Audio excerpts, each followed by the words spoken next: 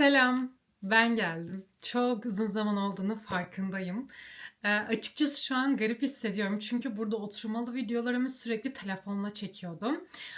Ve telefon ekranım çok büyük olduğu için hani kendimi çok rahat görebiliyordum ama şu an ilk defa kameramla çekiliyorum. Kameramı aldığımdan beri çünkü bütün vloglarım hep seyahat içeriği üzerine oldu ve ilk defa böyle bir oturup tekrar sizinle konuşabilmenin verdiği mutluluğu yaşıyorum açıkçası.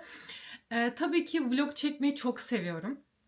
Gezdikçe de çekmeye devam edeceğim. Bunda bir sıkıntı yok ama e, bu çok zor. Hani gezerken vlog çekmek, anı yaşamak, reels çekmek o kadar çok bölünüyorum ki aslında vloglarım o kadar çok da içime sinmiyor.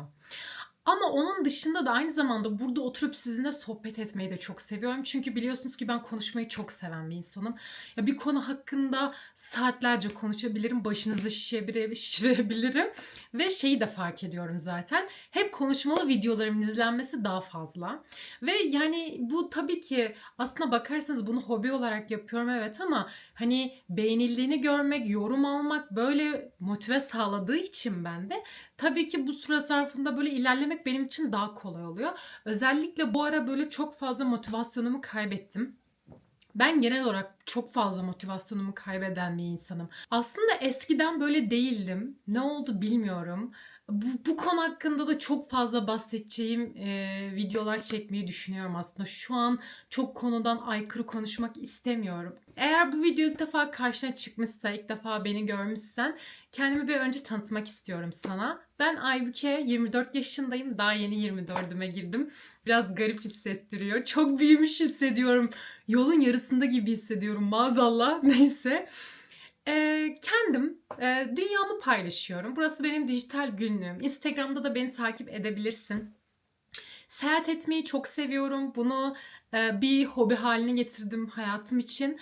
Ve burada da YouTube'da da sevdiğim içerikleri yani çekiyorum. Hayatımı paylaşıyorum. Aslında bakarsanız ben gerçekten seyahat influencer'ı diyemem. Ben gerçekten hayatta ne yapmak istiyorsam, o an ne yapıyorsam, o bana ne iyi geliyorsa onu paylaşmayı çok seviyorum. Ve YouTube'da biraz benim için öyle. Ve YouTube'da beni genel izleyenler bilir. Ben YouTube'u çok seviyorum ve gerçekten YouTube'umun bir yerlere gelmesini istiyorum. Özellikle 2026 hedefim 100 bini geçmek. O plaketi almak istiyorum arkadaşlar. O plaketi burada böyle göstermek istiyorum. Bilmiyorum bu benim hani hayatta hedefleriniz oluyor. Bu da benim küçüklüğümden gelen bir hedefim. Çünkü bütün izlediğim vloggerlar böyle o 100 bin plaketini görüyordum en başından beri izleyince. Böyle çok özeniyorum. İnşallah o günleri de görürüz. Neyse çok fazla konudan koptum. Ama nedense böyle uzun zamandır konuşmuyoruz ya karşılıklı. Şey gibi hissettim kendimi böyle yeni bir sayfa açıyormuşum gibi hissettim kendimi ve çok detaylı her şeyden bahsetme gereksinimi duydum. O yüzden şimdi aslında biraz videonun amacına gelelim. Belki bütün her konu bittikten sonra tekrar böyle bir sohbet ederiz. Kendime kahve yaptım. Bir kahvemi yudumlayayım.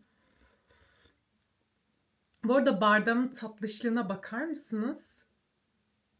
Workshop'umda bir takipçim kendisine böyle bir bardak yapmıştı.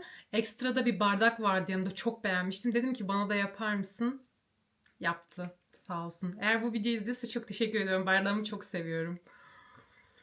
Bu videoyu çekmemin amacı tamamen şu arkadaşlar. Bu kadar uzun süre konuştuğum için kusura bakmayın. Sen de yurt dışına çıkıyorsun. Bu videoyu çekmem amacı ise şu. Biliyorsunuz ki ben Instagram'da çok fazla içerik paylaşıyorum. YouTube'a da zaten Instagram'dan sonra girdim.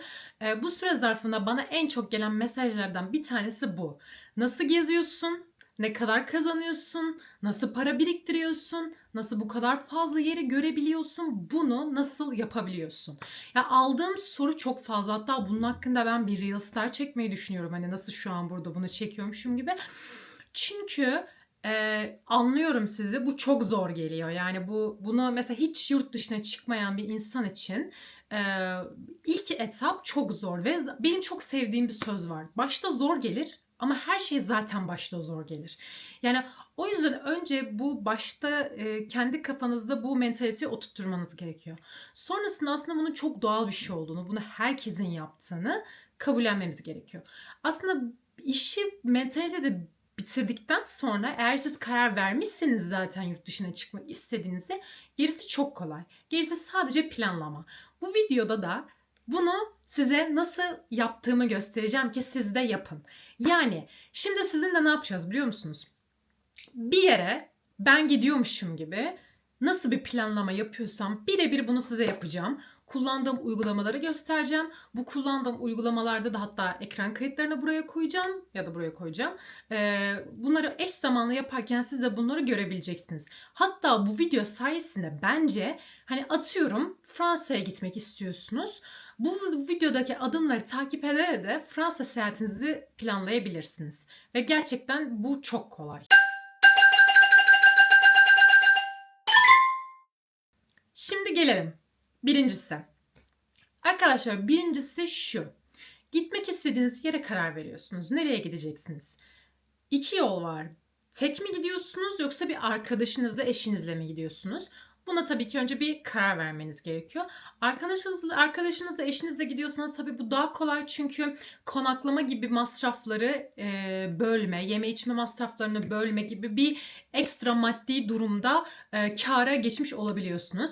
Ama bunu çok dert etmeyin. Çünkü mesela ben de Avrupa turumda arkadaşlarımla gidecektim. Ama arkadaşlarım son dakika demeyeyim de sonradan gelemeyeceklerini söyledikleri için ben planımı kendime göre devam ettirmek durumunda kaldım.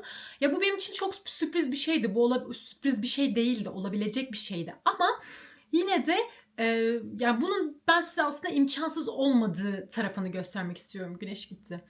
Ben size bunun hani sadece yapabilirsiniz. Ben yaptım. Ya ben yaptıysam herkes yapar mantığıyla size bunu sadece söylemek istiyorum. Buna karar verdiniz. Ve bu aşamada işte tek mi gideceksiniz, birlikte mi gideceksiniz? Zaten yanınızda birileri varsa bundan artık çekinmeyin ya da bundan korkmayın ya da yurt dışına çıkmaktan korkmayın. Çünkü yanınızda biri var. Hani bu korkunç bir şey değil. Ben arkadaşlarımla seyahat ederken hiçbir zaman korkmadım.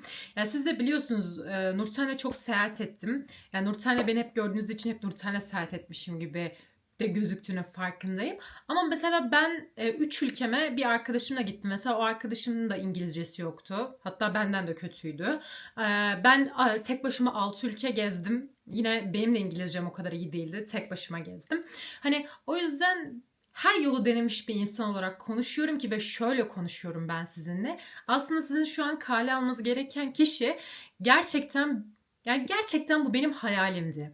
Yani bu konuma gelmek benim hayalimdi ve mesela ve bunu gerçekleştirdim ve şöyle diyorum abi bunu ben yaptıysam bunu herkes yapabilir. Hani yani bunun size güvencesini vermek istiyorum. Influencer olduğum için belki gözünüzde beni büyüttüğünüz için, belki gördüğünüz videolarda çok mükemmel bir hayat yaşadığımı zannettiğiniz için size ulaşılmaz geliyor. Bana da öyle geliyordu. Hani ben de küçükken çünkü bir sürü kişi izliyordum. Diyordum ki nasıl hayatlar var, bunu nasıl yapıyorlar, ne kadar zenginler, şöyle böyle. Çok gözümde büyütüyordum.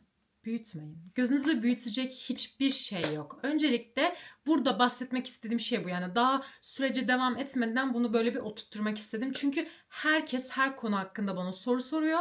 Önce bunun da böyle bir kafamızdan bir soru işaretinin gitmesini istedim açıkçası. Seyahatimize tek mi gideceğimiz, iki kişi mi gideceğimiz karar verdikten sonra kesinlikle önce yapmanız gereken şey zihninizde bitirmek. Ya eğer tek başınıza gidiyorsanız korkacaksınız. Ben o kadar korkuyordum ki Nurten'i arayıp diyordum ki kanka ben nasıl gideceğim? Korkuyorum. Ya başıma bir şey gelirse ne yapacağım? İngilizce bilmiyorum. Nurten derdimi nasıl anlatacağım? Arayıp ona böyle yakınıyordum. Hatta o kadar stres olmuştum ki bende panik atak var. Panik oldum ve nefesim sıkıştı ve gitmeme 2 gün vardı. Uçağıma 2 gün vardı ve bu gerçekten hani bu olabilecek bir şey çünkü hayatımda ilk defa deneyimleyeceğim bir şey. Tek başımayım, güvensiz bir ortam, kime güvenebilirim, Türk yok, konuşabileceğim insan yok. Hani İngilizceme güvensem belki bu kadar korkmam. Ama günün sonunda şu mantaliteye oturttum. Bunu karar verdim mi? Karar verdim. Bütün planını ayarladım mı? Ayarladım. Paralarını döktüm mü? Döktün. Yapacaksın. Yani bunu denemeden, deneyimlemeden asla bunu anlayamazsın. Evet bu başta korkutucu. O havalimanında görmek korkutucu. Ama size bir şey söyleyeyim mi? O uçaktan indikten sonra puf, o bütün korkular gidiyor. Çünkü ne oluyor biliyor musunuz? Oha! Ben şu an hayalimi gerçekleştirdim. Ben şu an o hayal ettiğim ülkenin havalimanındayım dediğiniz zaman gerçekten her şey bitiyor. Her şeyi tıkır tıkır çözüyorsunuz ve nasıl çözüyorsunuz? Şimdi oraya geçelim. İkincisine gelirsek uçak bileti. Tabii ki uçak biletini aylar önceden almanız bayağı sizin kârınıza olur. Ama ben gerçekten hayatım benim çok plansız olmaya başladığı için bu evrelerde ben bu ara biletlerimi çok seyahatime böyle 4 gün kala, bir hafta kala, 5 gün kala falan aldım. O yüzden çok pahalıya geldi. Ama dediğim gibi siz aylar öncesinden plan yaparsanız biletlerinizi gerçekten çok uygun fiyata alabilirsiniz. Öncelikle bunu söyleyeyim ve şu var arkadaşlar. Eğer diyorsanız ki ben bu yıl yurt dışına çıkmam lazım. Birincisi mesela 2026 hedefinizde bu varsa oturun, düşünün. Yani bir yerde çalışıyorsanız tabii ki bilemem izin tarihlerinize göre almanız gerekir çünkü uçak biletini. Oturun ve alın o uçak biletine bakın ve size tavsiyem şu olur. Balkan ülkelerinden başlayın. Hem vizesiz hem Balkan ülkesi çok fazla Türk'le karşılaşmanız olası. Hem yabancılık çekmeyeceksiniz. Türkiye'ye çok benziyor. O yüzden mesela korkunuzu orada atın. Bu benim size tavsiyem olur. Bir ülke seçin ve uçak biletini alın. Hangi gün olduğu önemli değil. O gün oraya gidebilecek misiniz? Tamam. Bitti. Yani eğer gerçekten gitme sıkıntınız buysa o uçak biletini aldığınız zaman gidiyorsunuz. Bitiyor her şey. O yüzden uçak biletini almanız gerekiyor. Ama sürekli siz uçak biletini ertelerseniz hiçbir zaman o seyahate gidemezsiniz. Hiçbir zaman bunu gerçekleştiremezsiniz. Ama şimdi biliyorum ki bana diyeceksiniz ki Aybüke sıkıntı uçak bileti alamamak değil. Sıkıntı para. Şimdi şöyle bir şey var. Herkesin en çok merak ettiği şey şu. Ben ne iş yapıyorum? Biz gezginler, gezenler olarak ne yapıyoruz da bu kadar fazla para harcayabiliyoruz, gidebiliyoruz falan. Arkadaşlar, ben de zannediyordum ki gezen insanlar, bu kadar yurt dışına çıkan insanlar zengin. Ya böyle bir şey yok. Yani gerçekten bir plan yaptığınız zaman ve o planın dışına çıkmadığınız zaman ve o parayı biriktirdiğiniz zaman bunu yapabilirsiniz. Bu yapılamayacak bir şey değil. Çünkü ben çalışıyorum, biriktiriyorum ve gidiyorum. Ve benim tamamen hayat döngüm böyle devam ediyor. Ve size şöyle söyleyeyim, ben bir ülkeye gittim ve o ülkeye gidersem cebimde 5 kuruş paranın kalmayacağını bilerek gittim. Çünkü elimde son bir para kaldı. Ya o ülkeye bilet alıp o ülkeyi görecektim, gidecektim. Ya da gitmeyecektim yani. Cebimdeki parayı İstanbul'da yaşayacaktım. Biraz daha çalışacaktım falan filan. Ama ben risk almayı tercih ettim. Ve Türkiye'ye gelince cebimde 5 kuruş para yoktu. Yani bu biraz nasıl bir şey biliyor musun? Hayattan sizin beklentileriniz ne? Yani ben olaya biraz şöyle bakıyorum. Parayı her zaman kazanabilirsiniz. Ama deneyimleri her zaman kazanamazsınız. Yani arkadaşınızla yaşadığınız o anı ya da kendinizle yaşadığınız o anı kazanamazsınız. Ve para mevzusuna. Ya ben size burada şunu diyemem. Para böyle kazanılır. Parayı şöyle kazanın. Parayı böyle kazanın. Böyle bir mantalite yok. Yani bunun size garantisini kimse veremez. Bu anlatılıyor. Para kazanmak anlatılacak bir şey değil ya da eğitim verilecek bir şey değil. Yani hayatınızda okuduğunuz bölümle alakalı belki bir meslek devam ettiriyorsunuzdur. Belki bir iş kurmuşsunuzdur. Belki içerik üretiyorsunuzdur. Ben size kendimi söyleyecek olursam ben 2 yıldır yaklaşık içerik üretiyorum ve bu benim yeni yaklaşık işim gibi oldu. Aynı zamanda da mezun olduktan sonra Buket Store'u kurdum. Onun da Instagram sayfasına bakabilirsiniz. Seramik yapıyorum, internetten satışı yapıyorum ve geçimimi böyle sağlıyorum. Ya bu süre zarfında da mesela şöyle bir algı oluşuyor. Anlıyorum bunu da çünkü ben de öyle zannediyordum. Emin olun yurt dışına çıkmak büyük bir para değil. Yani yurt dışında harcadığınız para gerçekten büyük bir para değil. Çok merak edilen şu. Ne kadar harcadın? Ne kadar para götürmeliyim yanımda? Ben size bu kadar para götürmelisiniz diyemem. Ben bu kadar para götürdüm demek de istemiyorum. Sadece şöyle bir öneride bulunabilirim. Zaten siz gitmeden önce o ülkeye konaklamanızı, uçağınızı karşıladıysanız elinizde götürmeniz gereken para orada yeme içme masrafınız, ulaşım masrafınız olacak değil mi sadece? Ya da alacağınız hediyelikler. Şunu düşünmeniz lazım. Ben günlük ne kadar para harcarım? Ya bu gittiğiniz ülkeye göre çok değişir ama mesela ben her güne 50 euro koyuyorum. Ya bunu uzun zamandır yapıyorum. Yani diyorum ki ben her gün 50 euro harcarım. Yememe, içmeme, kahveme, bilmem neme işte harcamalarımı 50 euro koyuyorum. Ben diyorum o günde 50 euro harcarım. Mesela diyelim ki tamam mı? Diyelim ki ben bir hafta kalacağım. Bir haftalık bir seyahate gidiyorum. 7 kere 50 350 euro. Yani benim 350 euromun olması lazım yememi, içmemi, her şeyimi karşılayabilmesi için. Bu cepte. Ama diyorum ki ben buraya gittiğim zaman ben müzelere gideceğim. Etkinliklere katılacağım. Şunu yapacağım, bunu yapacağım. Hemen bir araştırma yapıyorum. Bunlar ne kadar? Gitmek istediğim müze fiyatları. Müzeler genelde 20 euro, 15 euro arası değişiyor. Sonra diyorum ki kaç müzeye gidebilirim? Ya da mesela o 7 güne de 20 euro ekleyebilirsiniz. Bu sefer kaç oldu mesela? 140. 350'ye 140 eklerseniz 490 euro. Sonra tekrar düşünüyorum. Diyorum ki ben buraya gittiğim zaman hediyelik alacağım. Bu sadece değil. Ya da mesela şey de diyebiliriz. Ekstrem şeyler olabilir. Ekstrem sıkıntılar yaşayabilirim. Ekstrem para ihtiyacı olabilir yanımda diyerekten 200 euro daha fazla koyuyorum. Ya da 300 euro daha fazla koyuyorum. Dedim ki bu yine size bir şey kalmış. Ya da diyeceksiniz ki mesela ben ayakkabı ihtiyacım var. Monta ihtiyacım var. Ya da ne bileyim şu markadan ben bunu almak istiyorum. Orada çok ucuz. Ne oluyor? Alışveriş masrafı ekleniyor. Ona da artık alacağınız şey ne kadar pahalıysa o kadar ekliyorum. En son 490 euro olmuştu hatırlıyorsanız. 200 euro başıma bir şey gelirse ekledim. 200 euro alışverişime ekledim ve toplam 890 euro oldu. Yine mesela şey diyebilirsiniz. Tamam ben 890 euro ile çıkarım.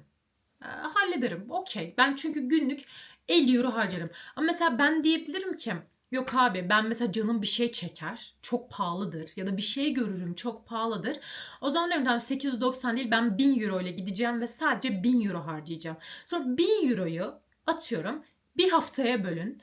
Ondan sonra o gün işte ne kadar çıktıysa o kotaya geçmeden harcama yapın çıktığınız zaman. Yani kısacası bu arada bunu ben size sadece örnek olarak anlatıyorum. 500 euro ile çıkıp da geçinebilirsiniz. O dediğim gibi o tamamen sizin çünkü şöyle düşünün. Konaklamanızı ve uçağınızı almışsınız zaten. Bu para sizin orada sadece yemenizi, içmenizi ve gezmenizi karşılayacak bir para. Ve bu sizin planlarınıza göre bunu tamamen size kalmış olan bir şey. Tamam ben 1000 euro harcarım sen 500 euro harcarsın o 800 euro harcar. Yani bunun kesin bir garantisi olmadığı için ben sadece sizin kafanızda nasıl bir planlama yapabilirsiniz diye anlattığım bir şey bu. Bu da böyle oldu. Yani ben böyle yapıyorum siz de böyle yapabilirsiniz. Bu bana çok sorulan bir soruydu bu arada. O yüzden bu kadar detaylı anlatmak istedim.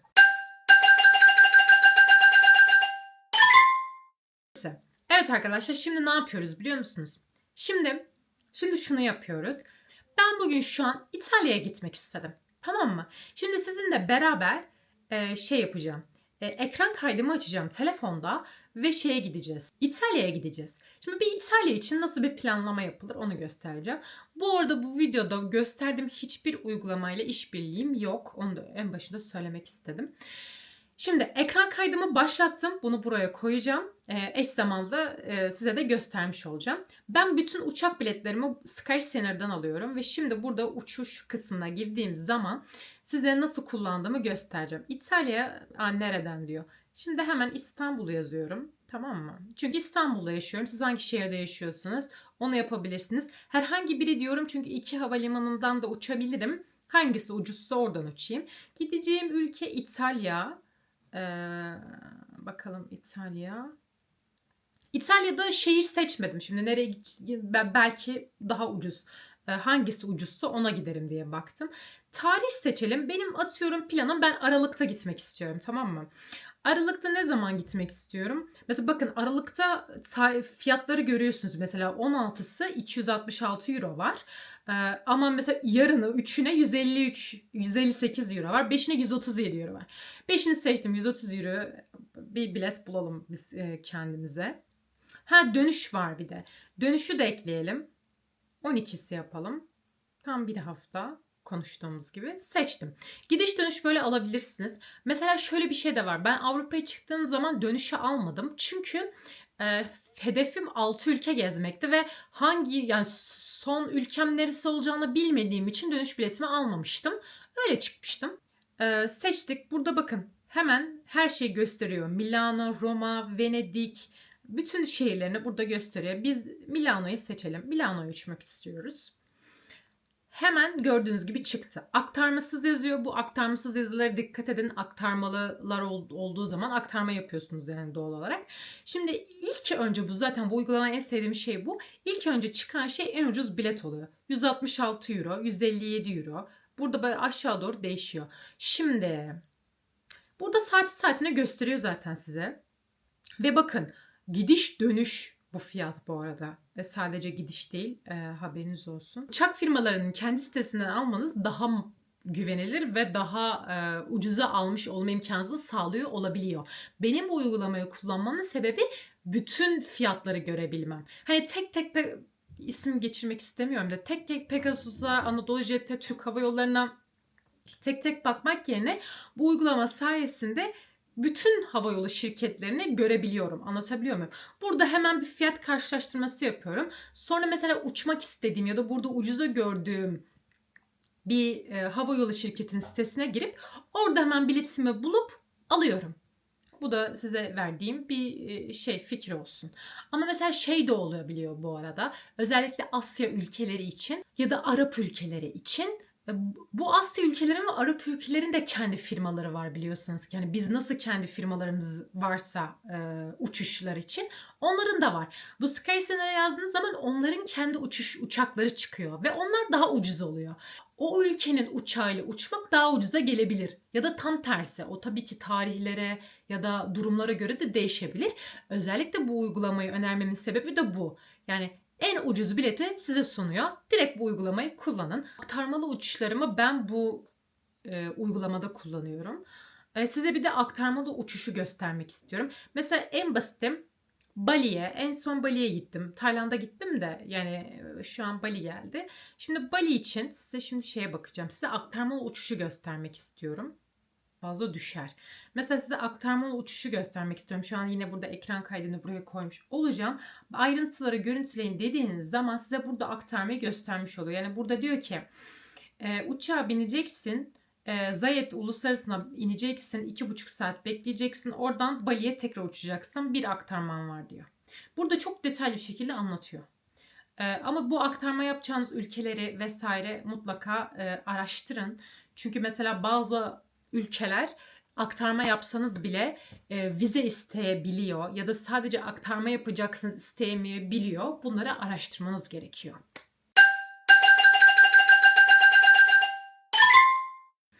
Mesela arkadaşlar bana Instagram'da çok fazla soru geliyor. Mesela diyor ki yeşil pasaportum var. Şu ülkeye gidebilir miyim? Ya da mesela diyor ki İtalya seyahatim var. Ulaşım hakkında bilgi verebilir misin? Ya şimdi şöyle bir şey var. Bunu hiç anlamıyorum. Bu tür bilgileri internetten daha doğru ve daha hızlı ulaşabilirsiniz. Mesela neden bana sormak istiyorsunuz? Öncelikle şuna bir açıklık getirmem gerekiyor. Yapay zekanın çok çok güzel kullanıldığı bir zamandayız. Ve ben hayatımı şu an yapay zeka ile yaşıyorum. Yani o olmasa gerçekten ne yapıyordum bilmiyorum, hatırlamıyorum. Çünkü o kadar kullanıyorum ChatGPT'yi. Size şu an önereceğim ikinci uygulama ChatGPT. Yani mükemmel bir uygulama. Neden? Çünkü yani insan gibi konuşabiliyorsunuz. Eğer gerçekten daha önce ChatGPT kullanmadıysanız şu an indirin ve kullanın. Hani ücretsiz öğrenin nasıl bir şey bu bakın. Neden? Çünkü şunu söylüyorum size. Merak ettiğiniz bütün soruları doğru bir şekilde ondan alabilirsiniz. Mesela adama diyorsun ki, uygulamaya diyorsun ki ben İtalya'ya gitmek istiyorum. 3 gün Roma'dayım. 3 günlük Roma planı yap. Ama dikkat et Yerler birbirine yakın olsun günlerde ki öyle böl ki ben rahat gezebileyim. Çat. Bir saniyede sana 3 günlük rota veriyor. Mesela diyorsun ki ulaşım için hangi uygulama kullanayım? Ya da metrolar için ne almam gerekiyor? Çat bir saniyede cevap veriyor sana. Ya da diyorsun ki ben Roma'dan Venedik'e gitmek istiyorum. Nasıl gidebilirim? Hangi treni kullanacağım? Bileti nereden alacağım? Çat! Bileti alacağın sitenin linkini veriyor sana. Arkadaşlar ben Avrupa seyahatimi full ChatGPT ile ayarladım. Korktuğum için, çıkmaya tek başıma korktuğum için ben bütün biletlerimi alarak gittim. Bakın 6 ülke gezdim. Aslında yaptığım şey riskti. Çünkü birine geç kalırsam, gidemezsem bir şey olursa diğer bütün biletlerim yanıyordu. Ama ben bunu göze aldım ve yaptım. Çünkü dediğim gibi plansızlık beni daha çok korkutuyordu. Her şeyi ChatGPT ile ayarladım. Yani merak ettiğiniz her şeyi ona sorun. Yani her şeyi sitesine kadar her şeye cevap veriyor. İtalya seyahatimizi de planlayalım. Yazıyorum ki Roma'ya gideceğim. Bana rota oluştur. Bakın. Bir saniye. Hızlı ama yorucu olmayan en iyi yerleri kapsayan bir Roma rotası hazırladım diye yazıyor. Ben bütün İtalya seyahatimi de böyle yaptım bu arada. Hepsini böyle yaptım. Şöyle internetim mi kötü? Biraz yavaş. Bak. Başlıyoruz. Birinci gün. Sabah Kolezyum. Orada zaten birbirlerine çok yakın bu arada. Kolezyum Forum ve Palatine Hill. Burayı görebilirsin ve saat size veriyor. Öğlen diyor ki öğlen orada işte bir pizzacı var. Oraya gidip pizza yiyebilirsin. Öğleden sonra Pantheon, Trevi Çeşmesi, pizza bilmem ne işte merdivenleri. Bunlar da yine birbirlerine yakın lokasyonlar.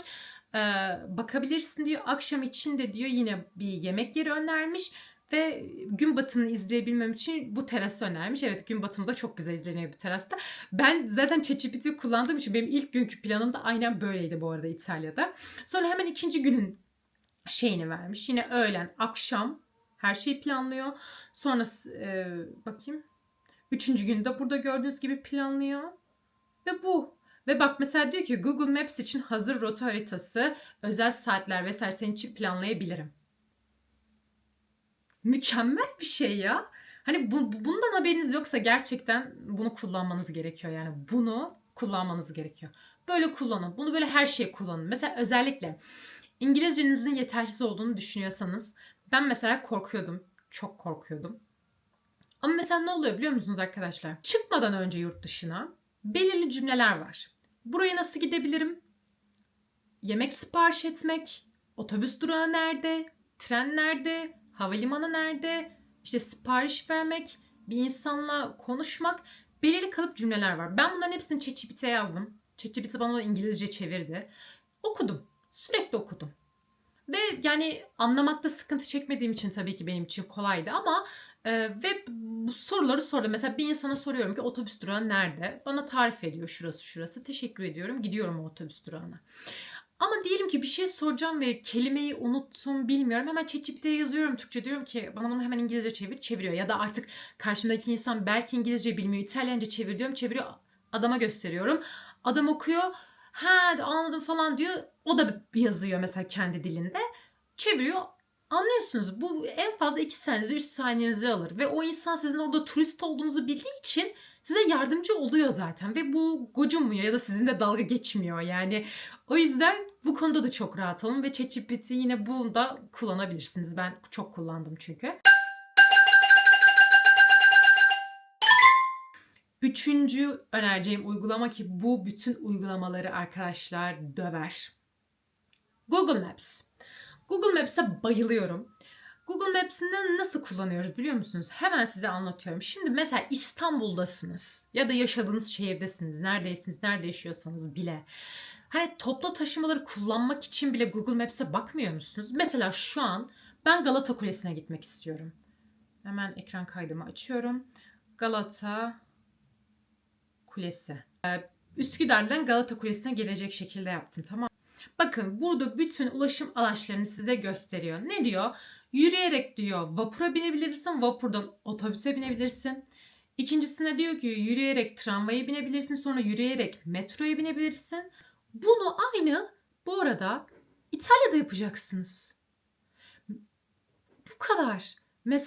Şimdi mesela ben İtalya'dayım. İtalya Kolezyum'dayım. Nasıl yaptım biliyor musunuz? Ben gitmeden önce mesela tuttuğum otelin konumunu yazdım. Yani Google Maps'ten buldum ve mesela nasıl gidebilirim Kolezyum'a, oraya, buraya. Hep böyle mesela gitmeden önce hep Maps'te gezdim. Haritada hep böyle gezdim. Şimdi bunu size göstereceğim.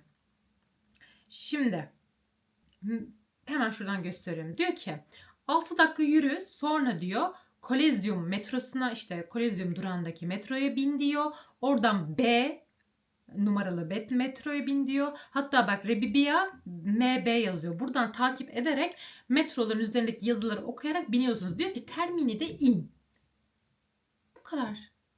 Yani İstanbul'da Google Maps nasıl kullanıyorsanız yurt dışında da aynı o şekilde kullanıyorsunuz. Bu hiç korkacak hiçbir şey yok. Yani kaybolma durumunuz yok. Dördüncü uygulamamıza geliyoruz arkadaşlar. O da Booking. Booking aslında iki tane uygulama önereceğim bu şeyde. Booking.com ve Airbnb. Bu iki uygulamayla konaklamanızı ayarlıyorsunuz. Ben tabii ki gitmeden önce bütün konaklamalarımı ayarlıyorum. Bu iki uygulamayı ben bütün seyahatlerimi bu iki uygulamadan yaptım. Güvenle kullanabilirsiniz. Hemen İtalya Roma yazıyorum. Roma şehir merkezi. Mesela gideceğim tarihi Aralık 3'ü seçelim. Kaç gece kalacağım işte? 2 gece kalacağım diyelim. Seçtim. Bir oda, 2 yetişkin. Tek kişiyseniz tek kişiyi seçebilirsiniz. Bakın. Gideceğim tarihi, hangi şehirdeysem, hangi ülkedeysem onu yazdım. Ve bana bütün otelleri gösterdi burada. Bunların hiçbir reklam değil tabii ki, dediğim gibi. Burada bakıyorsunuz. Kaç TL? Olanakları neler? Konumları neler? Mesela buraya girdim. Buradan konumunu, bakın buradan görebilirsiniz. Konumuna tıklayın. Şehir merkezine ne kadar uzaklıkta, nerede? Özellikle yorumlarını okuyun. Yorumları kötüyse mesela hemen çıkıyorum oradan. Atıyorum işte temiz değil, sahibi kötü gibisinden. Çok fazla yorumlar oluyor zaten bu yerlerin. Size en mantıklı, en uygunu geleni hemen tutun. Ve bunu zaten tuttuğunuz zaman, buradan satın alma işlemini gerçekleştirdiğiniz zaman rezervasyonlarım kısmında bu açtığım yerde hemen zaten görüyorsunuz. O otele gittiğiniz zaman da diyorsunuz ki benim rezervasyonum vardı, gösteriyorsunuz. Hemen onlar bilgisayarlarından bakıyorlar ve tamam diyorlar, buyurun odanız burası.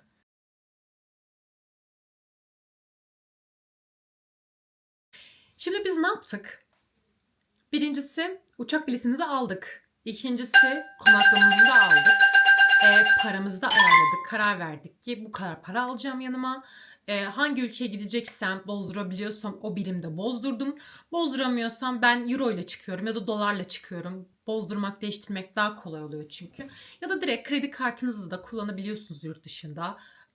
Kullanabilirsiniz. Bu tamamen size kişisel tercihinize kalmış olan bir şey. Fark ettiyseniz her şeyi ayarladık. Uçak biletimiz de var. İşte vizesiz bir ülke ise rahatız zaten. Vizeli bir ülke ise vizemiz var. Gidiyoruz. Çok okey. Şimdi ne yapacağız? Günümüz gelecek. Bineceğiz uçağımıza, gideceğiz. Korkmayın. Yani şu ana kadar 18 ülke gezdim arkadaşlar ve hiç bu pasaport kontrolünden geçerken bir sıkıntı yaşamadım. Hani size aman aman sorular sormuyorlar. Gerçekten orada bir sürü insan var hani.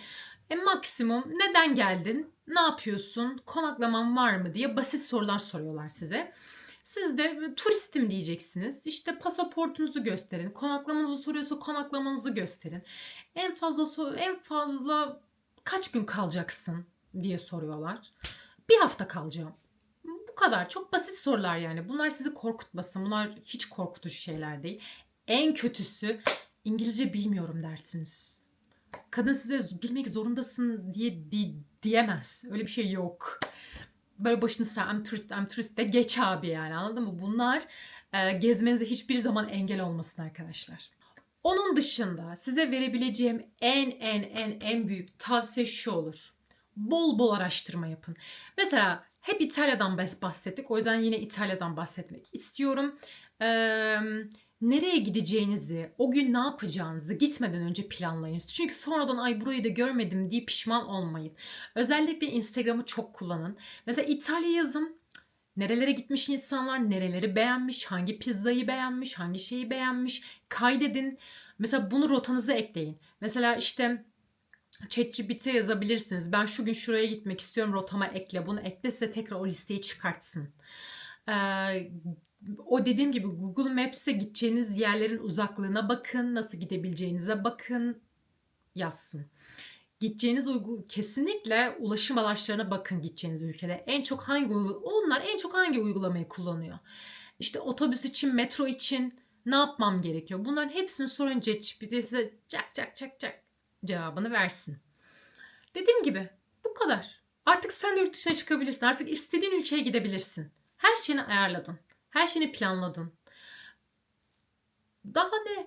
Özellikle merak ettiğiniz hala sorular varsa sorabilirsiniz. Belki birkaç bir şey unutmuşumdur. Şu an aklıma gelmiyor. Ben bahsetmek istediğim her şeyden bahsettim şu an. Bir seyahate çıkma konusunda. Onun dışında özellikle merak ettiğiniz, kafanızı kurcalayan bir şey varsa sorabilirsiniz yorumlarda. Çok seve seve cevaplarım. En bir merak edilen konu da internet bu arada. Dediğim gibi bunda da kesinlikle şu an reklam yok arkadaşlar. Ben değişiyor. Gittiğim ülkelerden sim kartı aldığım da oluyor. E-sim kullandığım da oluyor ve bütün ülkelerde şu an hep şey kullandım. E-sim de çok kullandım. Aero'layı çok tavsiye ederim. Çok severek kullanıyorum. Hiçbir çekmemezliği vesaire hiçbir şey olmadı. Hatta Aybüke 2060 kodu kullanırsanız Aero'la'da $3 indirimle alabilirsiniz. Benim kodumu kullanarak alırsanız. Bu da böyle benim bir tavsiyem size bu arada. Dediğim gibi reklam yok. Onun dışında bu internet mevzusunu çözmek istedim. Çünkü çok lazım oluyor internet ama mesela interneti şey konusunda da çok dert etmeyin bu arada. Her havalimanında internet oluyor. Yani indiğiniz zaman hemen o internete bağlanabilirsiniz. O sizi bir an korkutmasın ama ben önceden ayarlıyorum. Hani dediğim gibi belki eSIM almak istemezsiniz. SIM kartı alırsınız. O indiğiniz havalimanında vesaire alırsınız. O yüzden mesela korkmayın. İndiğiniz zaman orada hemen havalimanı internetine bağlanıp sıkıntınızı şey yapabilirsiniz, giderebilirsiniz. Mesela havalimanından indikten sonra ne yapacağım diye bir korku var. En çok düşündüğünüz şey. Öncelikle taksiye binebilirsiniz. Direkt taksiye binip gidebilirsiniz. Ama taksi fiyatları çok pahalı gelebilir.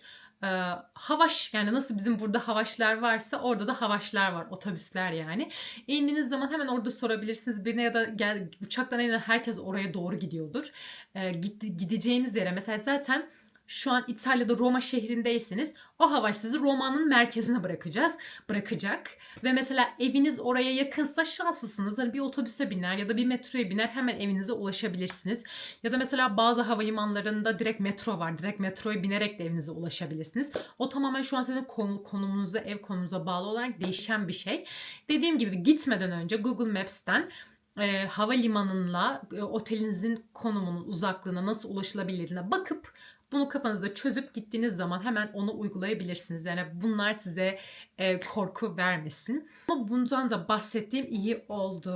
Videonun sonuna geldik arkadaşlar. Bu videoyu çekmemin asıl amacı gerçekten yurt dışına çıkmak isteyip de çıkamayan bütün insanlar için. İmkansız değil. Hayattaki hiçbir şey imkansız değil. Ben yaptıysam siz de yapabilirsiniz. Özellikle ben yaptıysam yapabilirsiniz. Çünkü ben bu konuda bilgiye sahip bir insan değildim. Sadece benim çok büyük bir hayalimdi ve ben bu hayalimi gerçekleştirdim ve siz de gerçekleştirin istiyorum. O yüzden aklınıza bir soru takıldıysa yazın ve korkmayın arkadaşlar. Sadece yapın. Ya sadece yapın ya. Yapın gitsin yani. O uçak biletini alın. Arkadaşınızı ikna edin. O planı yapın. Mesela dediğim gibi Balkan ülkeleriyle başlayın. Sonra vize alırsanız Avrupa'yı gezersiniz. Ya da işte Arap ülkelerine çıkarsınız. Asya'ya gidersiniz. Harika bir şey olur için sizin için bence. Özellikle öğrenciyseniz Erasmus gibi imkanlardan faydalanın. Yurt dışında okuyabiliyorsanız okuyun. Ben hiçbir zaman yapamadım bunu. Hep içimde kalmıştı. E, Bu gibi şeylerden faydalanın isterim. Bu videonun en başında konuştuğumuz konuya gelecek olursak eğer. Dediğim gibi bu arada ben en son Tayland'a gittim. 18. ülkem Tayland oldu. Ve şu an bu yıl bitene kadar başka bir ülke planım yok. Bir şey çıkar mı bilmiyorum ama yok. Çıkmayı düşünmüyorum şu an yurt dışına. Bu süre zarfında da Tayland'da vlog çekmedim. Çekmek istemedim. İçimden gelmedi. Neden bilmiyorum.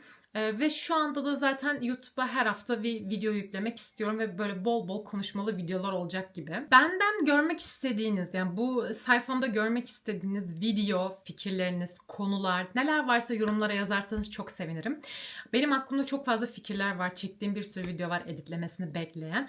Ama ben şu an tamamen sizin fikrinizi almak istedim. Hani bu konuda konuştuğum bir video çek beni isterim. Buna değinirsen çok sevinirim tarzı yorumlarınızı bekliyorum özellikle. Beni Instagram'dan da buradan da takip ederseniz çok memnun olurum. Beğeni atıp abone olmayı lütfen unutmayın. Çünkü ben gerçekten sosyal medyaya önem veriyorum. Burayı seviyorum ve karşılığını biraz almak istiyorum açıkçası. Beni daha çok mutlu ediyor. Yorumları gördükçe özellikle. Hatta bu videoyu izledikten sonra plan yapan olursa yorumları da yazsın, konuşalım, sohbet edelim, bayılırım. Videonun sonuna geldik dediğim gibi.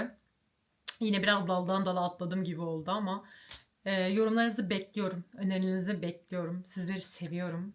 Öpüyorum kocaman. Umarım faydası olmuştur bu videonun. Tamamen size faydası olması için çektiğim bir video oldu. Görüşmek üzere.